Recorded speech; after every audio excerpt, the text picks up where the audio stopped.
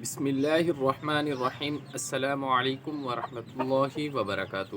سامعین کرام، آج میں آپ حضرات کے لیے شادی کا ایک بہترین وظیفہ لے کے آیا ہوں۔ ایسے تمام لوگ، ایسے بھائی بہنیں جن کے رشتے نہیں آتے یا جن کی شادی نہیں ہو رہی، وہ لوگ اپنی شادی نہ ہونے کی وجہ سے پریشان ہیں، تو ان کے لیے ایک مختصر اور بہت ہی آسان وظیفہ ہے۔ قرآن مجید کی ایک صورت ہے، اس کو آپ نے ہر نماز کے بعد صرف 7 مرتبہ پڑھنا ہے، اول و آخر ایک مرتبہ درود شریف کے ساتھ۔ وہ صورت کا نام سورۃ الم نشرح ہے۔ اس کو آپ نے ہر نماز کے بعد 7 مرتبہ پڑھنا ہے، اول و آخر ایک مرتبہ درود شریف کے ساتھ۔ درود شریف وہی جو ہم نماز میں پڑھتے ہیں، درود ابراہیمی۔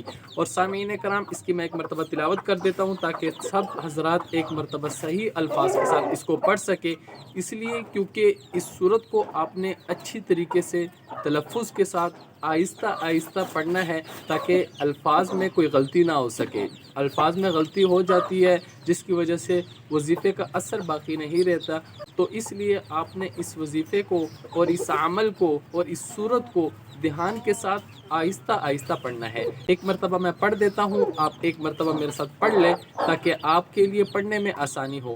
بسم اللہ الرحمن الرحیم۔